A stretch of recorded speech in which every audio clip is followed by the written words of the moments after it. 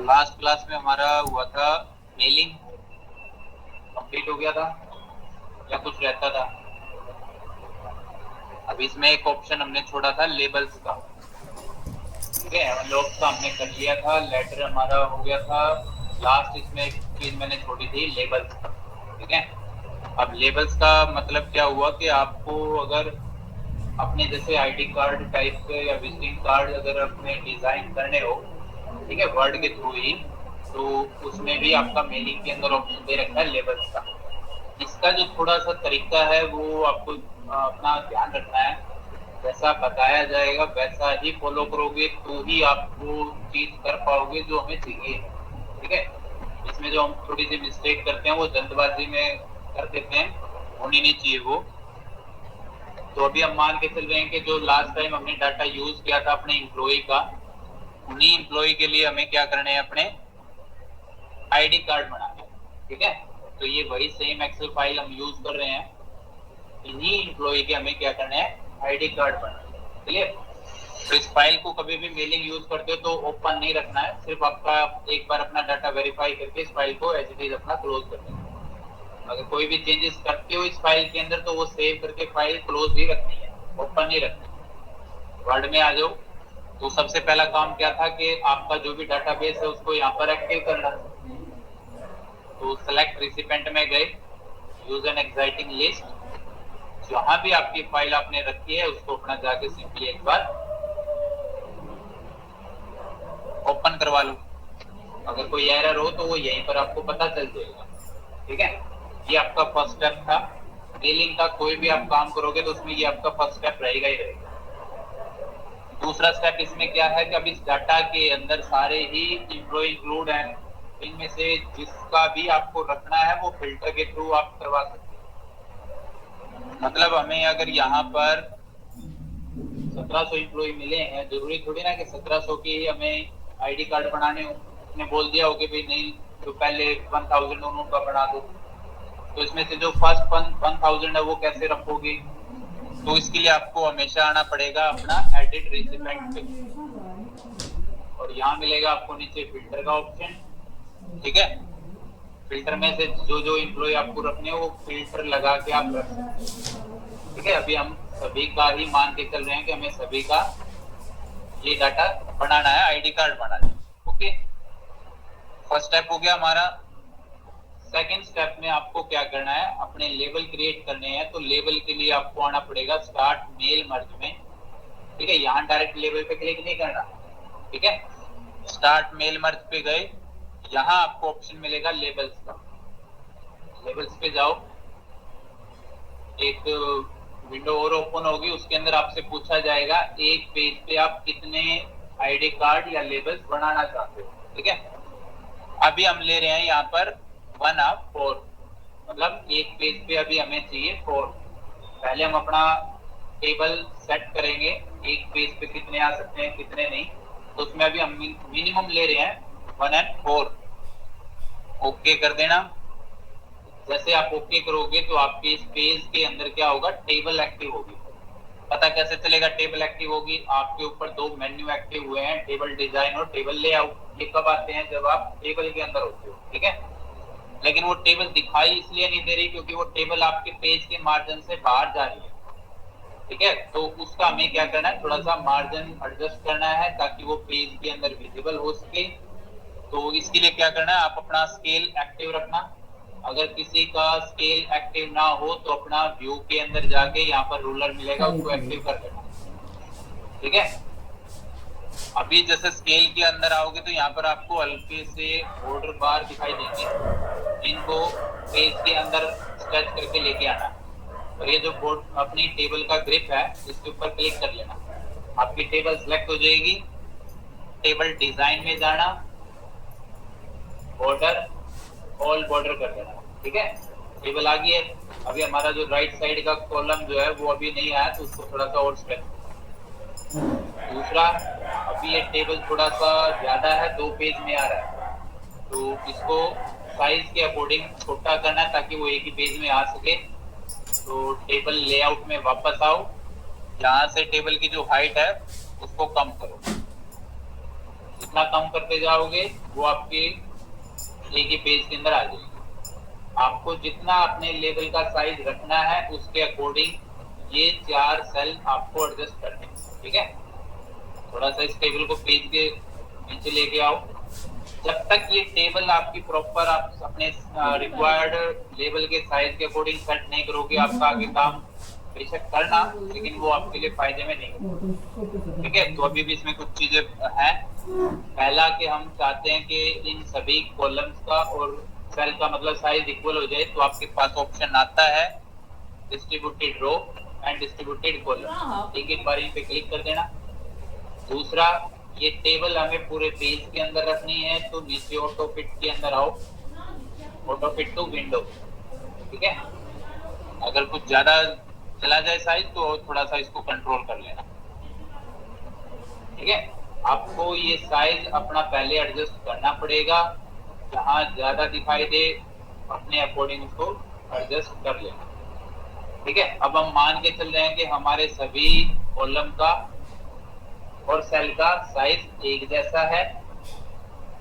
अब जितने भी हमें एम्प्लॉय के लिए आईडी कार्ड बनाने, एक सेल एक एम्प्लॉय के लिए है, हमारे जितने भी एम्प्लॉय है उतने ही सेल हमें यहाँ चाहिए। तो आपने फंक्शन ऑलरेडी कर रखा है कि टेबल के अंदर जितनी भी रो और एक्स्ट्रा आपको चाहिए आप ऐड करवा सकते हो। ये भी हम बाद में ही करेंगे। अगर पहले करना चाहो तो आप अपने टेबल लेआउट के अंदर जाओ, इंसर्ट बिलो, जितनी बार क्लिक करोगे उतनी रो आपके नीचे ऐड होती जाएंगी। ठीक है, ये आप अपनी रिक्वायरमेंट के अकॉर्डिंग कर सकते हो। तो मुझे एक ही पेज में चाहिए तो अभी लास्ट रो मुझे नहीं चाहिए, तो मैं इसको क्या कर सकता हूँ, अपना डिलीट कर सकता हूँ, डिलीट रो। ठीक है, इतनी रो रखनी है कि वो हर पेज के अंदर कंफर्टेबली आ जाए, ना कहीं एक्स्ट्रा हो ना कहीं कम। ओके, अब जो आपका फर्स्ट सेल है टेबल का, इसके अंदर आओ, मेलिंग, मेलिंग के अंदर आपको मिलेगा इंसर्ट मर्ज फील्ड। आपको पर्टिकुलर आईडी कार्ड के अंदर अपने एम्प्लॉय की जो जो इंफॉर्मेशन प्रोवाइड करवानी है वो टैग यहाँ से आपको इंसर्ट करने, जैसे हमने लास्ट क्लास में अपने लेटर के अंदर किए, सेम एज इट इज। ठीक है, तो हम एम्प्लॉय आईडी ले रहे हैं, उसी के जस्ट नीचे एम्प्लॉय नेम, स्पेस देके एम्प्लॉय का फादर नेम, इसी के जस्ट नीचे उसका डिपार्टमेंट। ठीक है, डिपार्टमेंट की ज्वाइनिंग डेट और उसका कॉन्टेक्ट नंबर और लास्ट में ईमेल आईडी। ईमेल आईडी अगर आप नहीं देना चाहते तो कोई दिक्कत नहीं है, आप पिन कोड तो दे ही सकते हो अगर आप विजिटिंग कार्ड बना रहे तो इसमें तो जरूरी चीज है। ठीक है, और साथ में हमें यहाँ क्या चाहिए, एक फोटो के लिए कॉलम रखना है। ठीक है, एक शेप आपको यहाँ डालनी है अपना। अगर आईडी कार्ड जैसे बनने के बाद एम्प्लॉय का फोटो वहां पर फिक्स हो जाए तो इंसर्ट में जाना, शेप, कोई भी एक रेक्टेंगुलर शेप लेके यहाँ पर ड्रॉ कर देना। ठीक है, अभी सिर्फ मैं एक तरीका बता रहा हूँ, प्रॉपर डिजाइनिंग पे नहीं जा रहे हैं। ठीक है, ये सारी चीजें जब आपकी तरफ से जो जो रिक्वायर्ड इंफॉर्मेशन है एक सेल के अंदर डालने के बाद लास्ट में क्या करना है, अब ये जो चीज हमने यहाँ पर डाली है वो हमें हर सेल के अंदर चाहिए। ठीक है, और वो भी इंडिविजुअल हर एम्प्लॉय की अलग अलग डिटेल के साथ। तो इसमें आपको मेलिंग के अंदर एक ऑप्शन मिलेगा अपडेट लेबल का। ये ऑप्शन आपका तभी एक्टिव मिलेगा जब आपने सारी चीजें बताए गए तरीके से फॉलो की गई। अगर ये ऑप्शन आपका एक्टिव नहीं है किसी भी स्टेप में तो समझ लेना आप गलत जा रहे हैं। ठीक है, ये ऑप्शन आपका एक्टिव रहना चाहिए। एक सिंगल क्लिक आपको करना है, सिंगल क्लिक में सभी एम्प्लॉय के अंदर आपका वो डाटा पेस्ट हो जाएगा और लास्ट में कर लेना प्रीव्यू रिजल्ट। जैसे प्रीव्यू रिजल्ट करोगे तो हर एम्प्लॉय की इंडिविजुअल डिटेल हर सेल के अंदर आपकी एक्टिव हो जाएगी। आपके आईडी कार्ड रेडी हैं, अब जस्ट वो आपको प्रिंट करवाना है। ठीक है, फाइनल से जो भी एडजस्टमेंट हो वो आप अपनी देख के वो बाद में कर सकते हो। अगर इसमें अब जैसे मान लो हमने कितने पेज लिए, अभी 2 पेज लिए। ठीक है, आपको और भी पेज ऐड करवाने हैं, कोई दिक्कत नहीं है। आप पहले क्या करो, टेबल लेआउट में जाके इंसर्ट बिलो रो ऐड करवानी है। ठीक है, वो आईडी आपको पहले लग जाएगा भाई, एक पेज में अगर 6 आ रहे हैं तो टोटल इतने एम्प्लॉय हैं, इतने पेज की हमें रिक्वायरमेंट होगी, उसी के अकॉर्डिंग रो ऐड करवा के अब बाद में फिर वापस अपना मेलिंग में जाओ और अपडेट लेवल पे सिंगल क्लिक कर दो, ठीक है। बाकी के जो भी एम्प्लॉय होंगे उनमें पेस्ट हो जाएंगे। कभी भी कोई भी चेंजेस करते हो, ठीक है, मान लो आपने यहाँ क्या किया, कॉन्टेक्ट नंबर की जगह कुछ और चाहिए था तो आपने ये हटा दिया, इसकी जगह दूसरा मर्ज फील्ड डाल दिया, तो वो चेंजेस हमें सभी में चाहिए थे, तो उसके लिए भी क्या करना पड़ेगा, लास्ट में अपडेट लेवल पे एक सिंगल क्लिक करना है, आपका सारा डाटा अपडेट हो जाएगा। अब रहेगी बात, हमें प्रिंट निकालना है, तो प्रिंट के लिए आपके पास ऑप्शन है, फाइल में गए, प्रिंट, ठीक है। अब हम मर्ज एंड फिनिश प्रिंट यूज नहीं करेंगे, ठीक है, क्योंकि अब ये पेजेस की बात है, मल्टीपल पेजेस हमें प्रिंट करवाने हैं, तो हम फाइल प्रिंट का ऑप्शन यूज करेंगे, ना कि फिनिश एंड मर्ज प्रिंट का ऑप्शन, ठीक है। यहाँ पर आपका फंक्शन मेलिंग का कंप्लीट होता है। दो क्लासेस में ये फंक्शन हमने किया था, एक में था कि लेटर या कोई आपको मेल अपने मल्टीपल एम्प्लॉय को फॉरवर्ड करनी है, और दूसरे में था कि हमें कुछ अपने लेबल्स डिजाइन करने, ठीक है। डाटा एक ही हमने यूज किया है, इसको अपना थोड़ा अच्छे से प्रैक्टिस कर लेना। नेक्स्ट जो आता है हमारा रिव्यू। अब रिव्यू और व्यू जो दो मेन्यू है, वो डॉक्यूमेंट को एक तरीके से वेरीफाई करने के लिए ऑप्शंस दिए गए हैं। इनसे कोई डॉक्यूमेंट के अंदर एडिटिंग नहीं होगी, ठीक है, या ये नहीं कह सकते कि इनमें वो ऑप्शन है जिनसे आपके डॉक्यूमेंट के अंदर कुछ और भी इंप्रूवमेंट आएगी, ठीक है। प्रोटेक्शन से रिलेटेड है, वेरिफिकेशन से रिलेटेड चीजें हैं। तो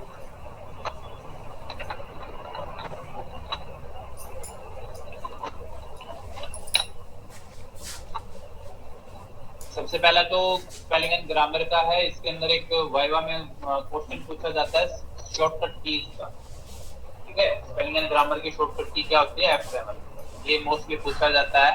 स्पेलिंग एंड ग्रामर का यहाँ पर मतलब क्या है कि आप जो डॉक्यूमेंट रेडी कर रहे हो उसमें कहीं ना कहीं आपकी तरफ से कोई ना कोई स्पेलिंग मिस्टेक होती होगी, हुई भी होंगी, हो भी सकती है। एक्चुअल में ये तीन तरह की करेक्शंस होती हैं, एक होती है स्पेलिंग मिस्टेक, एक होती है ग्रामर मिस्टेक, और एक होती है पंक्चुएशन की मिस्टेक, ठीक है। एक आती है रेड कलर में, ठीक है, और ग्रामेटिकल जो मिस्टेक होगी वो आपकी आएगी ग्रीन कलर में, और एक होती है लाइट पर्पल या ब्लू कलर की, वो पंक्चुएशन की प्रॉब्लम होती है। कोई भी प्रॉब्लम्स है, करेक्शंस है, आपको अगर वो स्पीडली करेक्ट करनी है तो या तो आप अपना डायरेक्ट F7 प्रेस कर लो, जो भी आपके डॉक्यूमेंट में जहां भी करेक्शन होगी, कर्सर पोजीशन मेंशन जरूर होगा वहां पर। अभी ये जो करेक्शन इसने उठाई है, जहां मेरा लास्ट कर्सर था उस सेंटेंस में या उस एरिया में उसने ढूंढा है, इससे ऊपर हमने एक वर्ड में कैरेक्टर इरेज किया था तो उसने वो नहीं पिक किया, ठीक है। तो कभी भी आप जब स्पेलिंग एंड ग्रामर चेकिंग के लिए जाते हो तो हमेशा कर्सर अपने डॉक्यूमेंट के टॉप में रखना, तब F7 या अपना स्पेलिंग एंड ग्रामर पे क्लिक करना, वो सीक्वेंस के हिसाब से वहां चीजें पिक करेगा, और राइट पैनल के अंदर आपको वो चीजें दिखाएगा, एक्चुअल वर्ड आपका क्या है, आप क्या चाहते हो।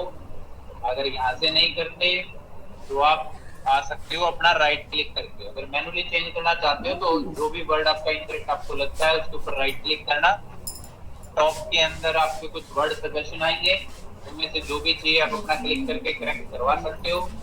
अगर कहीं कोई वर्ड आपको लगता है कि नहीं ये मेरी तरफ से बिल्कुल ठीक है लेकिन वो अपनी प्रोफाइल लैंग्वेज के अकॉर्डिंग उसको गलत बता रहा है, तो आप उसको इग्नोर भी करवा सकते हो। कोई ऐसा वर्ड है, ज्यादातर जैसे हम इंडियन नेम जैसे टाइप करते हैं, तो वो क्योंकि आपका जो सॉफ्टवेयर है वो यूएस इंग्लिश लैंग्वेज में काम कर रहा है, उसको आपके इंडियन नेम्स का पता नहीं है, तो उनको इनकरेक्ट दिखाएगा ही दिखाएगा। तो वो बार बार आपके डॉक्यूमेंट के अंदर वो करेक्शंस ना दिखाए तो आप उन वर्डों को राइट क्लिक करके ऐड टू डिक्शनरी का एक ऑप्शन आएगा, वहां ऐड करवा सकते हैं, ठीक है। जो भी करेक्शंस हो ऐड टू डिक्शनरी, अगर आप इग्नोर करना चाहो तो इग्नोर भी कर सकते हो, चेंज करना चाहो तो चेंज भी करवा सकते हो।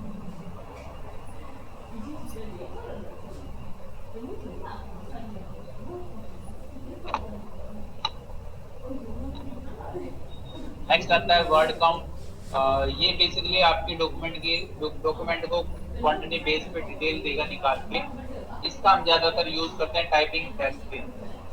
ठीक है, अगर आप इसमें जो डिटेल आई है उसको अगर थोड़ा ध्यान से देखोगे तो ये क्या बता रहा है, आपके डॉक्यूमेंट के अंदर टोटल पेज कितने हैं, वर्ड कितने हैं, कैरेक्टर कितने हैं, विद स्पेस कितने हैं, पैराग्राफ कितने हैं, लाइनें कितनी हैं।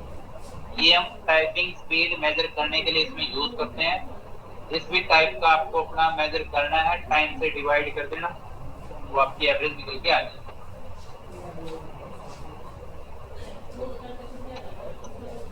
Read aloud, आप अपने document Click insert and then choose the elements you want from the different. ठीक है, आपके पास कोई लंबा चौड़ा डॉक्यूमेंट है, आप उसको अपने बिहाफ पे पढ़ना नहीं चाहते, आप उसको सुनना चाहते हो, तो आप अपने MS वर्ड से ही वो डॉक्यूमेंट रीड करवा सकते हो। ठीक है,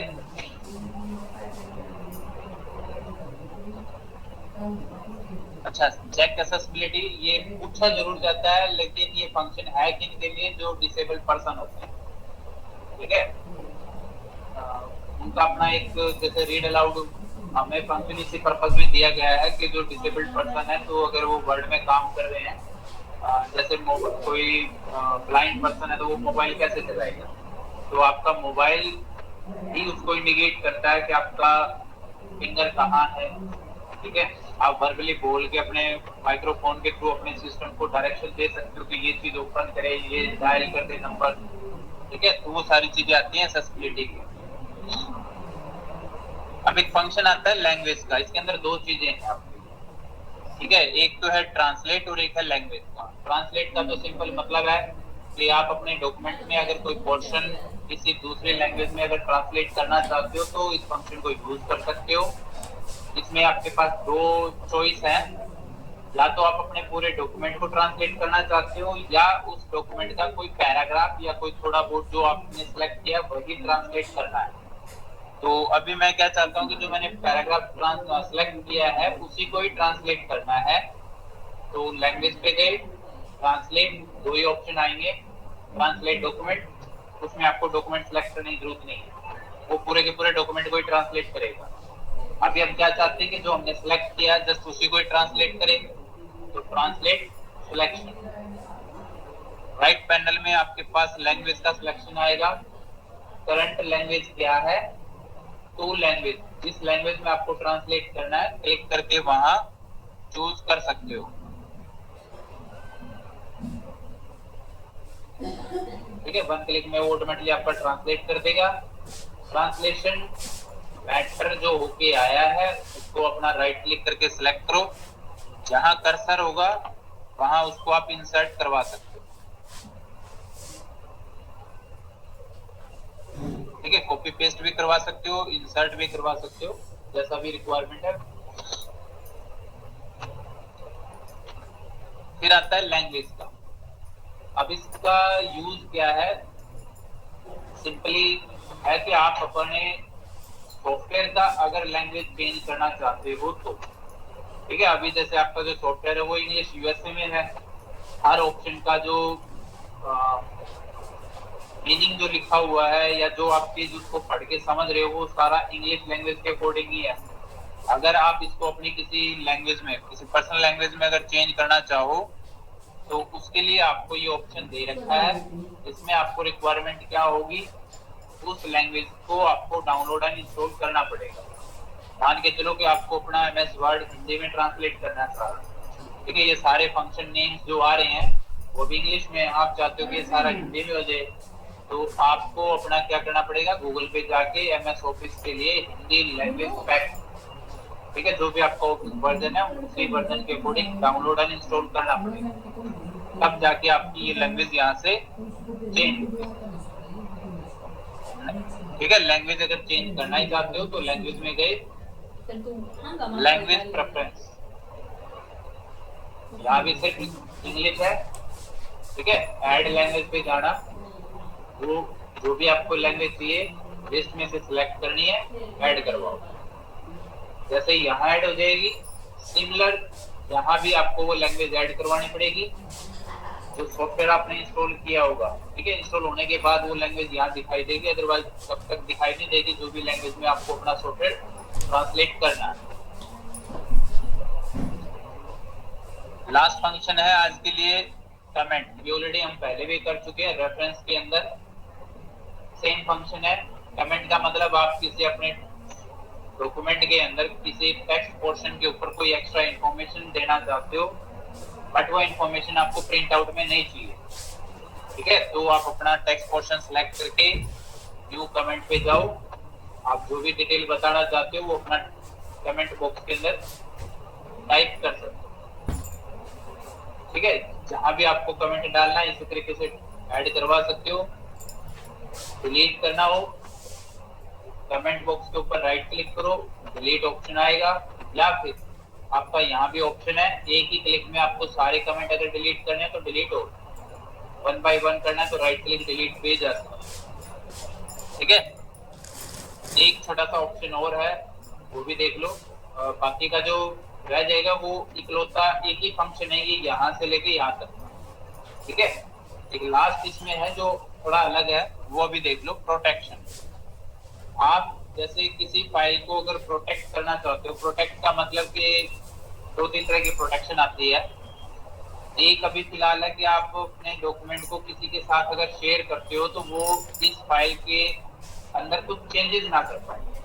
डॉक्यूमेंट तो देख सकता है, ओपन कर सकता है, पढ़ सकता है, लेकिन हम नहीं चाहते कि उसके अंदर वो कुछ चेंजेस कर पाए, तो ये ऑप्शन है उसके लिए। प्रोटेक्ट पे गए, रिस्ट्रिक्ट एडिटिंग,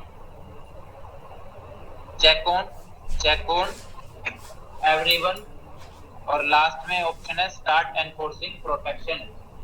प्रोटेक्शन को स्टार्ट करें, वो दोनों फील्ड के लिए सेम पासवर्ड आपको देना है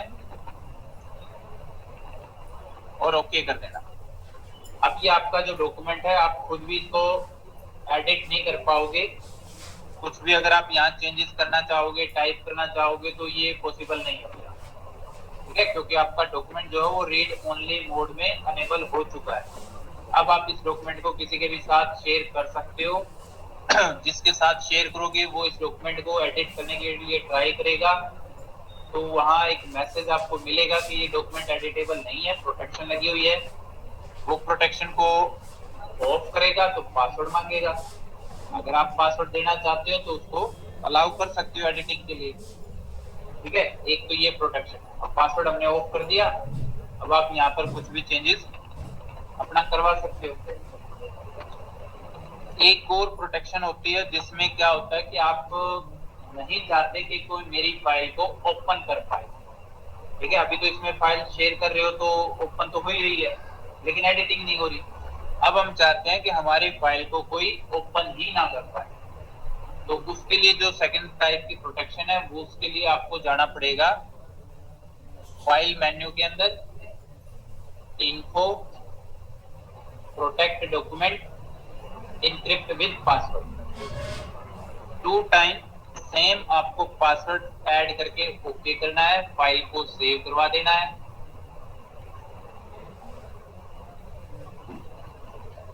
अगर आप इस फाइल को अब ओपन करोगे तो ये आपसे क्या है, पासवर्ड मांगेगा।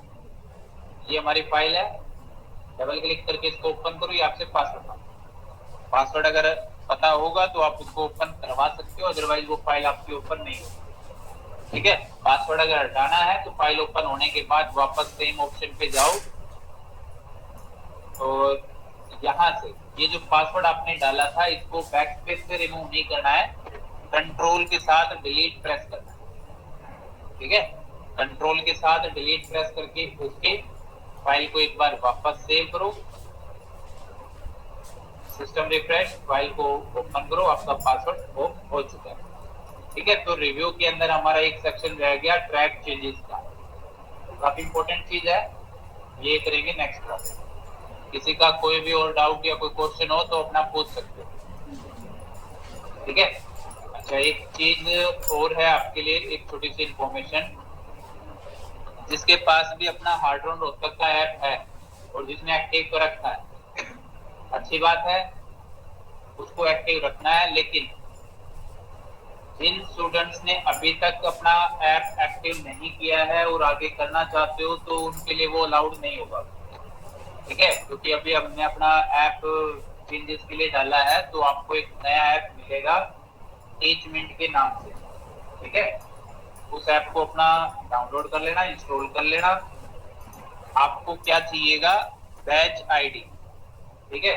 जिस स्टूडेंट को अपना बैच चाहिए है वो मुझे बता देना, ठीक है। आपको जिस भी बैच, जैसे अभी कंप्यूटर बेसिक का बैच चल रहा है आपका, तो उसकी क्लासेस अगर आपको चाहिए हैं तो आपको वो बैच आईडी अपने मोबाइल के अंदर ऐप में डालनी पड़ेगी, ठीक है।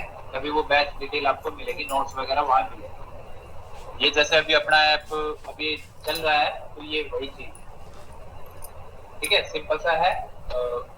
अभी क्योंकि जो अपना हार्डवेयर रोहतक का था उसमें थोड़ा सा अपग्रेडेशन का काम है, इसी वजह से वो थोड़ा नए स्टूडेंट्स को नहीं मिलेगा, ठीक है।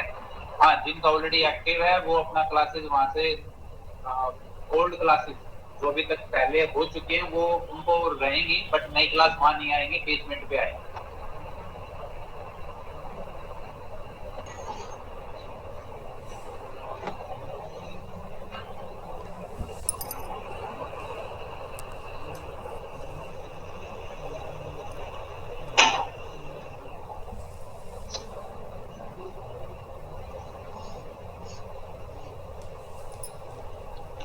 लास्ट क्लास में हमने अपना मेलिंग कंप्लीट किया था, ठीक है।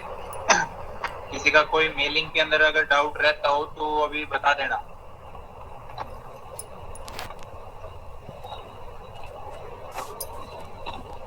मेलिंग के बाद आपका जो मेन्यू आता है रिव्यू,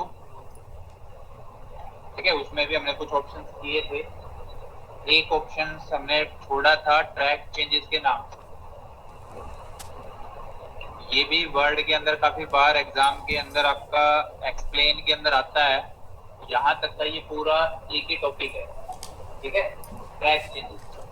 तो ट्रैक चेंजेस आपका बेसिकली होता क्या है, देखो मान के चलो कि आप अपना कोई रिपोर्ट, कोई डॉक्यूमेंट, कोई फाइल ऐसा प्रिपेयर कर रहे हो और आप उसको किसी अपने सीनियर से या किसी एक्सपर्ट पर्सन से चेक करवाना चाहते हो, ठीक है। क्यों चेक करवाना चाहते हैं कि भाई उसके अंदर अगर कोई करेक्शंस है, कहीं कोई चेंजेस अगर करने हैं तो वो हमें बता दे, ठीक है। सजेस्ट कर सकता है, बता सकता है, एक ही कंसेप्ट है। अब वो कोई लंबा चौड़ा डॉक्यूमेंट जो होगा उसके अंदर वो सजेस्ट करेगा तो एक एक चीज आपको वर्बली बताएगा तो नहीं, ठीक है ना। मान लो 50 पेज है तो 50 पेज में हर पेज के ऊपर हो सकता है दो दो चार चार चेंजेस हो, करने हो, तो वो एक एक तो आपको कैसे बताएगा। तो वहां पर ये ऑप्शन आपके काफी काम आएगा कि जब आप एज ए एडिटर किसी के दूसरे के डॉक्यूमेंट के ऊपर काम करोगे तो वहां पर आपको कोई चीजें बताने की जरूरत नहीं है, आपको सिर्फ जहां जो चेंज करना है वहां उसको हाईलाइट करवा दो। जब हमारे पास डॉक्यूमेंट आएगा वापस तो हमें वो चीजें ऑटोमेटिकली दिखाई देंगी, ठीक है। हमें जो चीज रखनी होगी हम उसको एक्सेप्ट कर लेंगे, जो हटानी होगी उसको हम रिजेक्ट कर लेंगे, ठीक है। तो अभी जो हमारे पास डॉक्यूमेंट है एक ही पेज का है, ठीक है, इसमें हमने अपनी तरफ से कुछ भी चेंजेस नहीं किए, ठीक है। एज सिंपल जैसा ओपन पैराग्राफ हमने किया है फंक्शन के थ्रू वैसा ही है। अभी ये हमारा डॉक्यूमेंट है, हम इसको किसी दूसरे पर्सन से चेक करवाना चाहते हैं, ऑडिट करवाना चाहते हैं, तो एडिट करने से पहले या उस सेकंड पर्सन के पास भेजने से पहले हम क्या करेंगे, हम ट्रैक चेंजेस पे जाएंगे। पहला ऑप्शन है ट्रैक चेंजेस का, आपको सिंपल इस पे क्लिक करना है। जैसे आप इस पे क्लिक करोगे तो ट्रैकिंग एक्टिव हो चुकी है। ट्रैकिंग का मतलब जैसे किसी चीज को सर्चिंग पे लगाना, ठीक है। दोबारा जाओ, इसमें फिर सेकंड ऑप्शन मिलेगा लॉग ट्रैकिंग का, ठीक है। इसमें आपसे 2 टाइम पासवर्ड मांगा जाएगा। जो भी आपका पासवर्ड आपको देना है दोनों फील्ड के अंदर सेम पासवर्ड एंटर करवा के ओके कर दो। अब इस पासवर्ड का क्या फायदा होगा कि जब हम ये डॉक्यूमेंट किसी सेकंड पर्सन के पास भेजेंगे तो वो इस ट्रैकिंग को ऑफ नहीं कर पाएगा अपने बिहाफ पे, इसको हम भी ऑफ कर सकते हैं, ठीक है। ये तो था फर्स्ट स्टेप। अब मान के चलो कि ये जो डॉक्यूमेंट है ये किसी सेकंड पर्सन के पास है, ठीक है, किसी सेकंड पर्सन के पास आ गया है। अब उसको जहां भी इस डॉक्यूमेंट के अंदर जो भी लगता है कि नहीं यहाँ इस वर्ड की जगह ये होना चाहिए वो क्या करेगा, उसको सिलेक्ट करके या तो हटाना चाहेगा, जैसे मैं कर रहा हूँ अभी डिलीट। ठीक है, मैंने अपनी तरफ से डिलीट कर दिया। जैसे मैंने डिलीट वर्ड किया तो उसी लाइन के लेफ्ट साइड में एक हल्की सी बॉर्डर लाइन आ गई। ये एक इंडिकेशन है ट्रैकिंग के यहाँ पर एक्टिव है, कि आपके डॉक्यूमेंट में ट्रैकिंग चल रही है।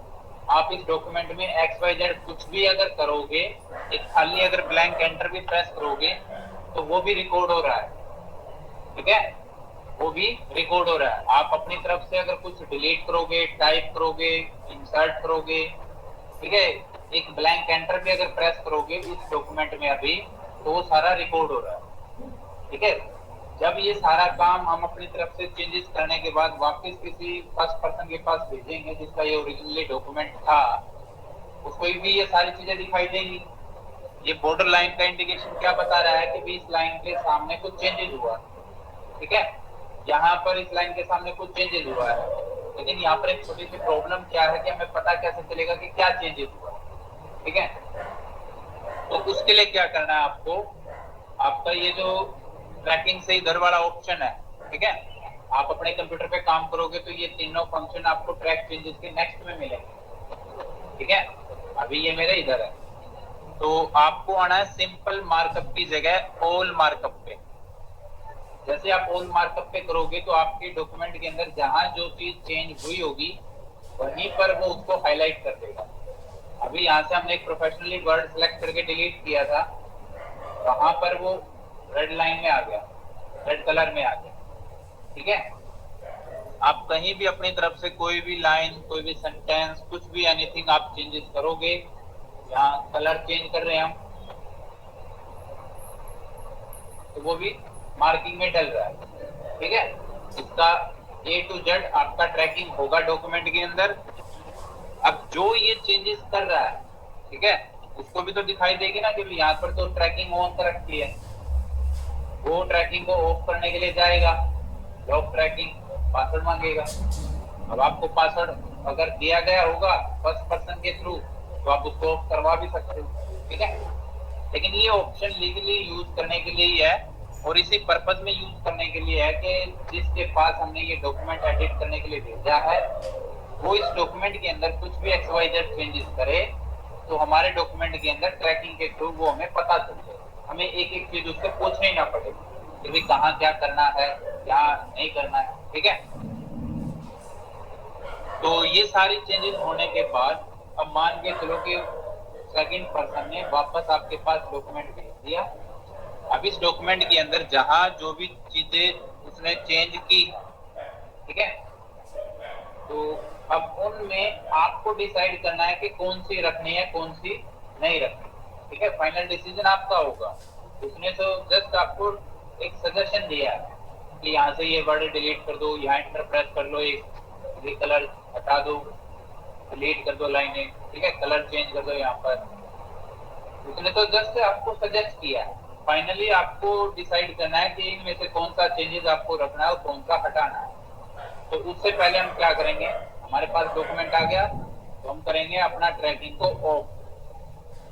तो पासवर्ड दिया था उसको एंटर कराओ और ट्रैकिंग पे वापस क्लिक करके ऑफ कर दो। ठीक है, अब क्योंकि डॉक्यूमेंट आपके पास है, आप यहाँ पर अगर कुछ चेंजेस करोगे तो वो आपको पता नहीं चलेगा क्योंकि आपका काम हो। ठीक है, अब नेक्स्ट इसके आगे दो फंक्शन आते हैं एक्सेप्ट और रिजेक्ट के। जहां जो भी चेंजेस आपको दिखाई देता है, अगर वो चेंजेस आपको रखना है तो आप क्या करोगे, एक्सेप्ट। रखने का मतलब डिलीट किया है तो डिलीट ही हो जाएगा। अगर आप इस वर्ड को डिलीट नहीं करना चाहते, आपके लिए लगता है कि आप ये मेरा इंपॉर्टेंट वर्ड था, तो आप उसको कर दोगे रिजेक्ट, तो ये डिलीट नहीं करना, वो आपका एज इट इज रहेगा। दो चेंजेस रखने हैं, ठीक है, एक्सेप्ट या रिजेक्ट, वो आपको समझना है और इनमें थोड़ा कंफ्यूज नहीं होना आपको। एक्सेप्ट का मतलब क्या होगा कि उसने अगर कहीं कोई चीज आपको जो चेंज करके दी है आप उसको मान रहे हो। अब जैसे ये जो लाइन है यहाँ से रेड कलर वाली, ये डिलीट कर रखी है, अगर आप इसको एक्सेप्ट कर लोगे तो ये एक्चुअल में यहाँ से डिलीट हो जाएगी। अगर आपको लगता है कि नहीं ये लाइन इंपॉर्टेंट है, ये डिलीट नहीं करनी मुझे, तो आप क्या करोगे, तो रिजेक्ट कर दोगी। एक्सेप्ट करोगे तो वो सेव होगी। अब इसको हम नहीं चाहते डिलीट करना, तो इसको कर दो रिजेक्ट। कलर आपको एज इट इज ग्रीन रखना है, तो आप क्या करोगे, एक्सेप्ट, एज इट इज रह जाएगा। ठीक है, तो ये काम था आपका ट्रैक चेंजेस का। जो भी आपके डॉक्यूमेंट में चेंजेस होते हैं, एक रह गया, इसको भी हम कर देते हैं रिजेक्ट। अगर एक ही क्लिक में सारे रिजेक्ट करने हो तो रिजेक्ट ऑल ऑप्शन मिलेगा या एक्सेप्ट ऑल मिलेगा, जैसे भी आपकी चॉइस हो, रिक्वायरमेंट के अकॉर्डिंग वो अपना कर सकते हो अप्लाई। ठीक है, ये काम था track changes, accept and reject. अगर आपके डॉक्यूमेंट में काफी ज्यादा चेंजेस हैं तो एक चेंजेस से दूसरे चेंजेस पे जाने के लिए प्रीवियस या नेक्स्ट का ऑप्शन आपके काम आएगा। अभी क्योंकि हमने सारे एक्सेप्ट या रिजेक्ट कर दिए हैं तो चेंजेस रहे नहीं, तो उसका कोई फायदा नहीं। ठीक है, नेक्स्ट आता है आपका लास्ट ऑप्शन कंपेयर का। इसके अंदर दो ऑप्शन है, कंपेयर एंड कंपाइल। इन दोनों का काम क्या है? देखो कई बार क्या होता है कि आपके पास मान लो दो अलग अलग फाइलें हैं वर्ड की, आप दोनों को ये मान के यूज कर रहे हो कि दोनों में लगभग एक जैसा ही डाटा है, या कई बार होता है कि एक ही टॉपिक से रिलेटेड हमने दो फाइलें बना दी, लेकिन आप कंफ्यूज हो कि कौन सी को रखें कौन सी को डिलीट करें। ठीक है, तो आप दो डॉक्यूमेंट को कंपेयर करके चेक कर सकते हो कि इनमें कॉमन जो मैटर वाली फाइल है वो कौन सी। ठीक है, तो इन दोनों ऑप्शन के लिए आपको दो अलग फाइलें सेव करनी पड़ेगी ताकि आप उनको कंपेयर करके देख सकें। हम वर्ड में गए,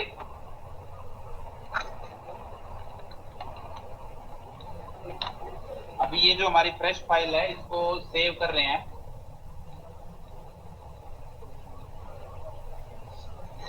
फाइल नेम दिया हमने डॉक्यूमेंट 1। ठीक है, कोई चेंजेस नहीं किए हमने। अब हम इसी फाइल से एक और फाइल बनाना चाहते हैं, या आप कभी भी करंट फाइल से ही मल्टीपल फाइलें अगर बनाना चाहो अलग अलग नाम के साथ, तो सेव एज का ऑप्शन यूज होता है। शॉर्टकट की उसकी काफी ज्यादा पूछी जाती है सेव एज की, F12। ठीक है, F12 अगर आप प्रेस करोगे तो सेव एज का ऑप्शन आएगा। सेव एज का काम क्या होता है कि आप एक ही फाइल से मल्टीपल फाइलें बना सकते हो, मतलब अलग अलग नाम से। तो ये फाइल हमने बना दी डॉक्यूमेंट 2 के नाम से। ठीक है, लोकेशन हमने रखी है डेस्कटॉप, सेव। लेकिन इस फाइल में हम क्या कर रहे हैं, सेकंड वाली में एक पैराग्राफ यहाँ से डिलीट कर रहे हैं और फर्स्ट पैराग्राफ का हम कलर चेंज कर रहे हैं। ठीक है, ये दो चेंजेस हमने किए हैं किस फाइल में, सेकंड फाइल में। ठीक है, सेव होगी, इस फाइल को भी क्लोज कर दो। ये आपका डॉक्यूमेंट 2 और ये आपका डॉक्यूमेंट 1।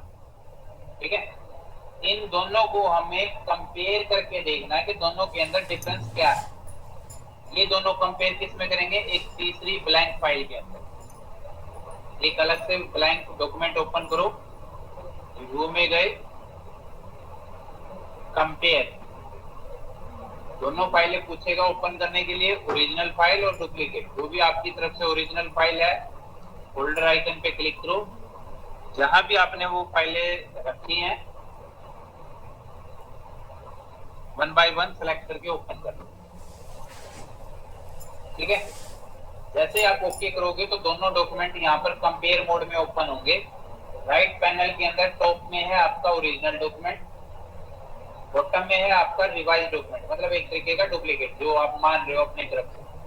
अब देखो ये जो फर्स्ट डॉक्यूमेंट है इसके अंदर कोई चेंजेस नहीं है आपका, लेकिन जो नीचे वाला डॉक्यूमेंट है उसमें हमने फर्स्ट पैराग्राफ में एक कलर चेंज किया था और एक पैराग्राफ हमने डिलीट किया था। ठीक है, उन दोनों चेंजेस के साथ यहाँ पर आपका एक कंबाइंड डॉक्यूमेंट है।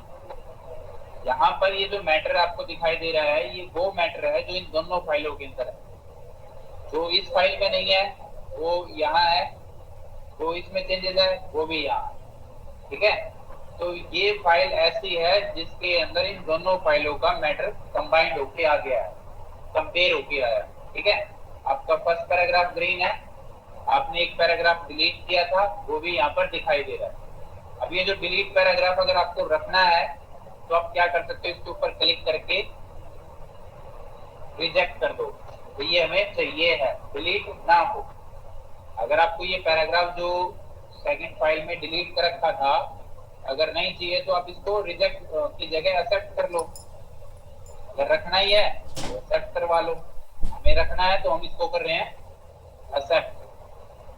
रह गया। अगर ये ग्रीन कलर भी आपको रखना है तो इसको कर सकते हो एक्सेप्ट। ठीक है, इन दोनों फाइलों को कर दो बंद।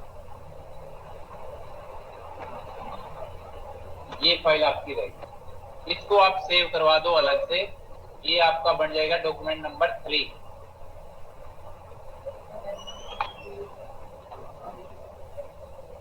ठीक है, ये कंबाइंड हो गया। अब ये ऐसी फाइल है आपकी 3rd नंबर वाली जिसके अंदर इन दोनों फाइलों का मैटर है, 1 2 3 4 5 एग्जैक्ट वही पांचों पैराग्राफ है।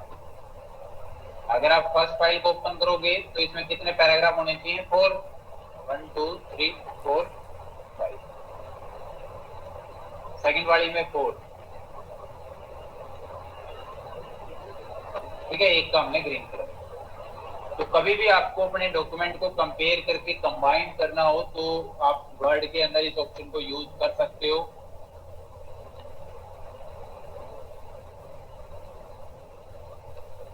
प्रोटेक्शन का लास्ट टाइम हमने यूज किया ही था कि आप अपने डॉक्यूमेंट को अगर एडिटिंग अलाउ नहीं करना चाहते कि जिसके साथ भी हम डॉक्यूमेंट शेयर कर रहे हैं वो इस डॉक्यूमेंट के अंदर एडिटिंग ना कर पाए, तो उसके लिए एक सिंपल सा फंक्शन था, रिस्ट्रिक्ट एडिटिंग पे गए, चेक ऑन करो, चेक ऑन और लास्ट में एनफोर्स स्टार्टिंग, दोनों फील्ड के अंदर सेम पासवर्ड एंटर करवाओ। ओके। ठीक है, जब तक ये पासवर्ड आप दोबारा डाल के स्टॉप नहीं करोगे प्रोटेक्शन को, आप अपने डॉक्यूमेंट को सिर्फ रीड मोड में ही यूज कर सकते हो, यहाँ कोई चेंजेस एक्सेप्टेबल नहीं है। ठीक है, आप खुद भी इस डॉक्यूमेंट के अंदर कोई चेंजेस तभी कर सकते हो जब आप ये प्रोटेक्शन ऑफ करोगे।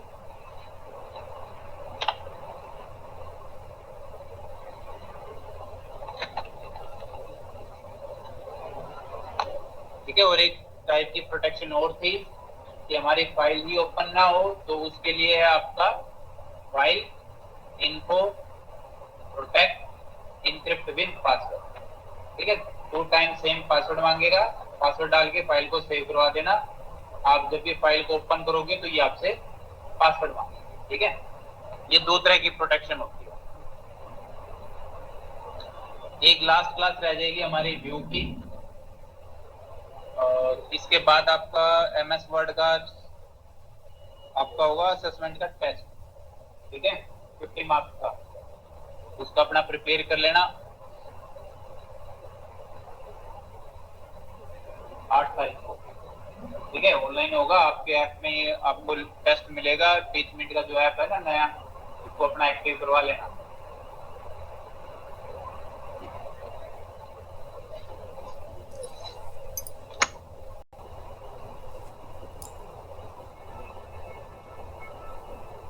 लास्ट क्लास हमारी हुई थी रिव्यू मेन्यू की, किसी का कोई डाउट हो तो बता देना। ठीक है, एक क्लास हमारा और बनेगा व्यू मेन्यू का, है किसी का कोई डाउट?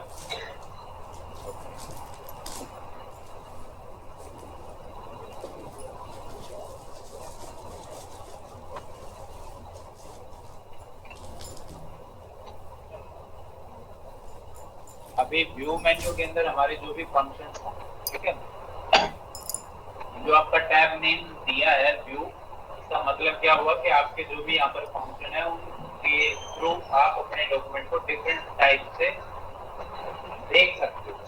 ठीक है, जैसे हम नॉर्मली वर्ड ओपन करते हैं तो जो स्क्रीन या जो लेआउट हमें मिलता है उसको हम क्या बोलते हैं, प्रिंट लेआउट। ठीक है, अभी हम व्यू में हैं, अगर मान लो हम जैसे होम में जाइए, हमारी क्या होगी, डिफॉल्ट स्क्रीन होगी ना, तो इस स्क्रीन को हम क्या बोलते हैं, प्रिंट लेआउट। और ये ऑप्शन आपका बाय डिफॉल्ट ही एक्टिव होता है। अगर कभी आपको ये स्क्रीन कुछ और टाइप की मिले तो आपके ये नीचे 3 ऑप्शन है। ठीक है, फर्स्ट में कुछ इस तरीके का आएगा, सेकंड आपका प्रिंट लेआउट होता है, थर्ड आपका होता है वेब लेआउट। अभी यही ऑप्शन और इसी के साथ आ गया है जूम का। आप अपने डॉक्यूमेंट को जूम आउट करवा सकते हो। एक क्वेश्चन पूछा जाता है, काफी बार आया भी एमसीक्यूज के अंदर, मिनिमम जूम कितना होता है, ठीक है, और मैक्सिमम कितना होता है।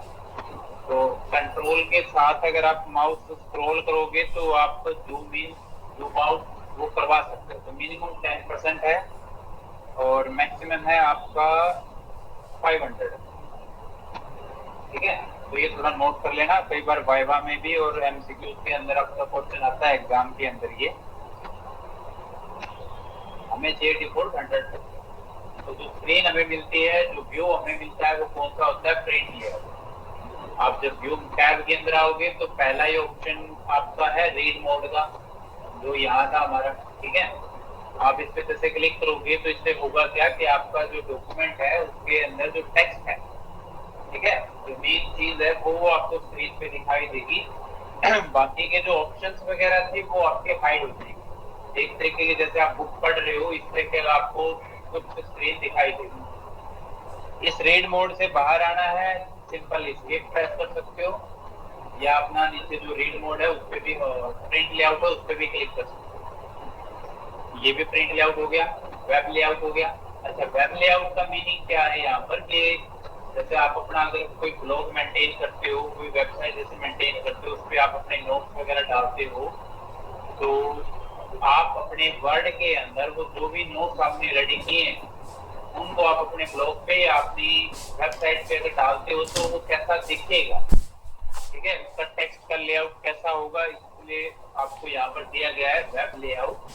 आप इसको एज इट इज अपना सेव कर सकते हो एज ए वेब पेज की तरह, ठीक है। जब भी हम कोई वर्ड की फाइल सेव करते हैं तो उसमें एक आपको अच्छी चीज मिलती है, सेव एज का ऑप्शन, ठीक है। F12 प्रेस करोगे शॉर्टकट की, सेव एज का, तो यहाँ पर आपका जैसे फाइल नेम मांगेगा और नीचे अगर आप क्लिक करोगे सेव एज टाइप, तो इसमें मोस्टली आपका एक तो जैसे पीडीएफ है, ठीक है, एक आपका टेम्पलेट है। टेम्पलेट का मतलब क्या होता है, जैसे आपने कोई मान लो एप्लीकेशन फॉर्म डिजाइन किया वर्ड में, उस एप्लीकेशन फॉर्म को आपको आगे भी अगर यूज करना है तो आप उसको एज ए टेम्पलेट की तरह यूज कर सकते हो, सेव कर सकते हो। टेम्पलेट का मतलब होता है रेडीमेड डॉक्यूमेंट, आपको जस्ट उस पर क्लिक करना है, वो आपके लिए ओपन हो जाएगा, आप उसमें अपना काम कंटिन्यू कर सकते हो। एक यहाँ पर आपको मिलेगा वेब पेज, ठीक है, एज ए एचटीएमएल फॉर्मेट में आप अपने डॉक्यूमेंट को सेव करवा सकते हो।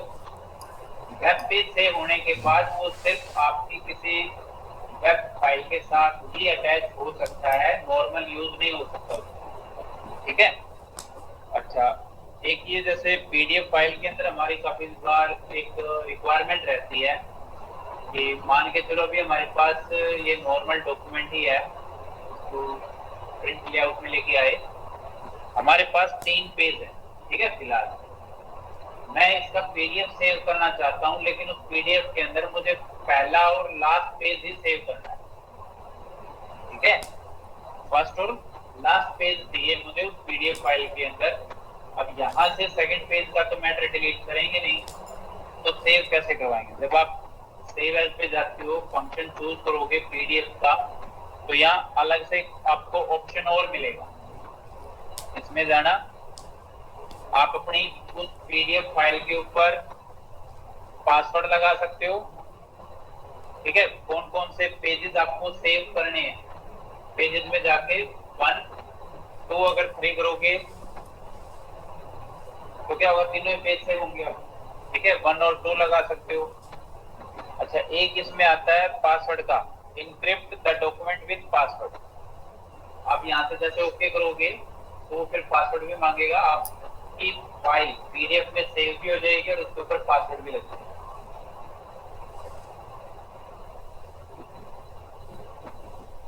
नेक्स्ट आ जाओ आउटलाइन। अब ये फंक्शन आपका सिमिलर है लगभग।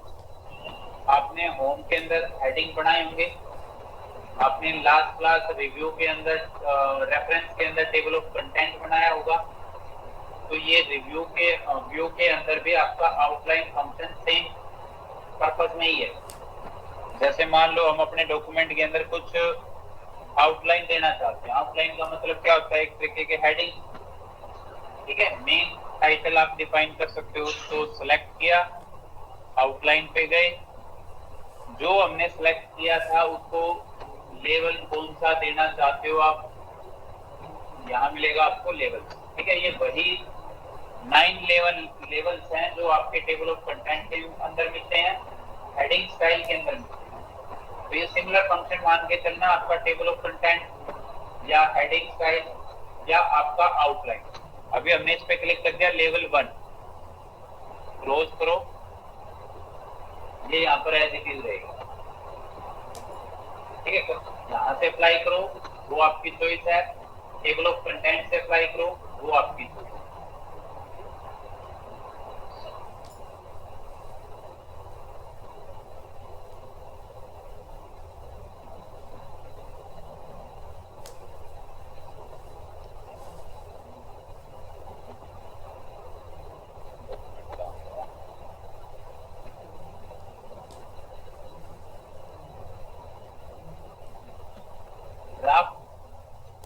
ड्राफ्ट में क्या होता है, ड्राफ्ट का एक्चुअल में मीनिंग हो गया आपका कि आपने अभी जो डॉक्यूमेंट रेडी किया है, आपकी तरफ से अभी वो कंप्लीटली फाइनल नहीं हुआ, ठीक है। हम जैसे कई बार मेल डालते हैं तो कई बार ये होता है कि भाई मेल तो रेडी कर दी लेकिन अभी सेंड नहीं की है, तो वो आपकी मेल कहाँ रहेगी, ड्राफ्ट के अंदर रहेगी, ठीक है। जब तक उसके अंदर आपकी तरफ से फाइनल टच ना दिया जाए, उस डॉक्यूमेंट को हम एज ए ड्राफ्ट ही मानते हैं। और ड्राफ्ट के अंदर आप अपने डॉक्यूमेंट को अगर आगे जैसे देखोगे तो इसके अंदर आपको अपनी कुछ ऐसी चीजें जो आपने एडिशनली अपने डॉक्यूमेंट के अंदर ऐड की होंगी, एक तरीके के जैसे हेडिंग आपने बढ़ाए होंगे, फुटनोट एंड नोट आपने डाले होंगे, कमेंट आपने डाले होंगे, रेफरेंसेस अगर आपने दिए होंगे, तो वो आपको यहाँ ड्राफ्ट के अंदर दिखाई नहीं देंगे। सिर्फ एज नेचुरल आपका जितना टेक्स्ट आपने बनाया होगा, डिजाइन किया होगा, वो सिंपल फॉर्मेटिंग में आपको यहाँ दिखाई देगा, बाकी के एडिशनल फॉर्मेटिंग आपको यहाँ दिखाई नहीं देगी। नेक्स्ट चलो, फोकस इमर्ज रीडिंग। ये फंक्शन भी आपका लास्ट क्लास में एक रिव्यू के अंदर आया था, रीड अलाउड का, ठीक है, उसी से रिलेटेड है ये भी। आप अपने डॉक्यूमेंट को आप अपने वर्ड से रीड करवा सकते हो। एक तो आप अपने डॉक्यूमेंट को पर्सनली पढ़ो, एक आपका एमएस वर्ड ही आपके लिए उस डॉक्यूमेंट को स्टार्ट करेगा रीड करना। रीड अलाउड पे जाओगे, क्लिक करो, Help you prove your point. Start करो। When you click online video, you can paste in the embed code for the video you want to add. You can also type a keyword to search online for the video that best fits your document. Ruler, grid line.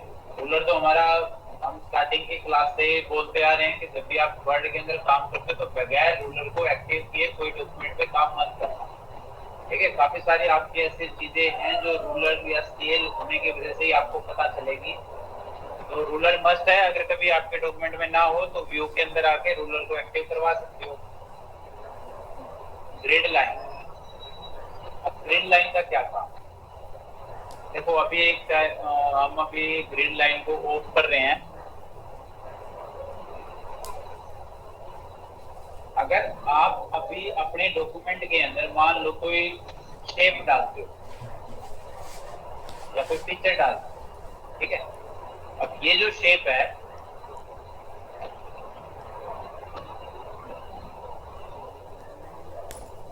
अब इसको अगर मैं arrow की से जैसे right side में move करवाऊंगा तो आपको पता नहीं चलेगा कि ये कितना मूव हुआ है, क्योंकि एरो की 1 by 1 as a cursor jump करता है, उसी तरीके से ये शेप भी मूव हो रही है, ठीक है। अगर आप यही काम अपनी ग्रिड लाइन को लेके अगर करोगे, ठीक है।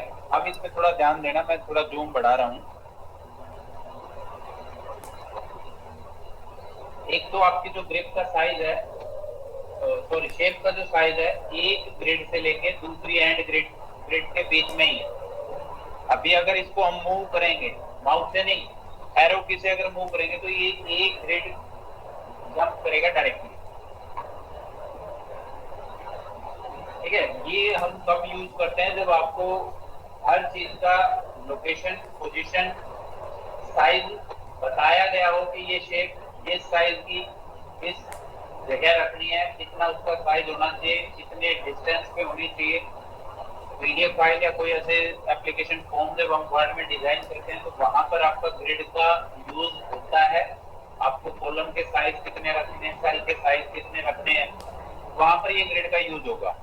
ठीक है, अभी अगर हम डायरेक्ट जैसे माउस से व्यू उठा रहे हैं तो आपकी जो ये शेप है दो ग्रिड के बीच में ही मूव करेगी। अगर ग्रिड को आप ऑफ कर दोगे फिर अगर आप माउस से मूव करें तो आपको पता ही नहीं चला कि वो कितना मूव हो रही है कितना नहीं। तो प्रॉपर एक स्केल के साथ आपको अगर कभी भी अपनी शेप्स को एडजस्ट करना हो, मूव करवाना हो, वहां पर आपका ग्रिड यूज कर सकते हो।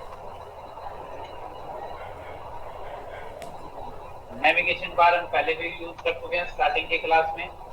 आपके हेडिंग, पेजेस और रिजल्ट्स जो भी आप सर्च करोगे उनके अंदर आता है ये फाइंड के रिप्लेस के अंदर। ठीक है, ये सेम वही है।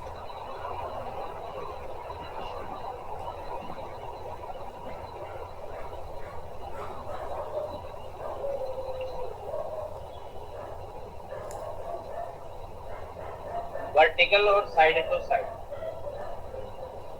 अभी जब हम बाय डिफॉल्ट वर्ड ओपन करते हैं तो हमारा डॉक्यूमेंट कैसा होता है, वर्टिकल होता है। ठीक है, इसकी वजह से होता है आपके व्यू के अंदर जैसे आपने रूलर एक्टिव कर रखा है ऐसे ही बाय डिफॉल्ट वर्टिकल एक्टिव होता है। जब आपका डॉक्यूमेंट वर्टिकल होता है तो आप अपने डॉक्यूमेंट को जूम इन जूम आउट करवा सकते हो। ठीक है, लेकिन अगर आपने कर दिया साइड बाई साइड तो उससे क्या होगा, आपके अगर एक से ज्यादा पेजेस है तो वो लेफ्ट और राइट के कॉम्बिनेशन में आपको दिखाई देंगे और जूम इन जूम आउट जो है वो आपका बंद हो जाएगा। ठीक है, इसलिए हमेशा जब भी अगर कभी डॉक्यूमेंट में ऐसा लगे कि भी मेरा जो डॉक्यूमेंट है वो जूम इन जूम आउट नहीं हो रहा तो अपना व्यू के अंदर आओ और इसको वर्टिकल पे क्लिक कर दो। ठीक है, वो सिंगल वर्टिकल कर देगा। वो अलग बात है कि आपको अगर पूरा ही डॉक्यूमेंट ओरिजेंटल चाहिए तो वो आप अपना लेआउट में आके ओरिजेंटल ओरिएंटेशन करवा सकते हो। जूम ये भी हमने किया ही है, तो कंट्रोल और माउस स्क्रॉल के साथ आप अपने डॉक्यूमेंट को जूम इन जूम आउट करवा सकते हो, माउस क्लिक करके भी करवा सकते हो। ऊपर आपको ऑप्शंस भी दे रखे हैं।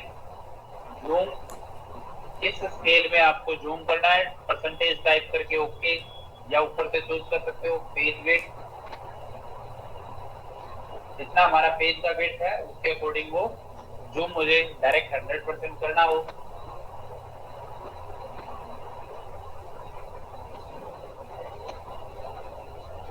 अब आता है थोड़ा सा ज्यादा यूजेबल फंक्शन आपका एक न्यू विंडो।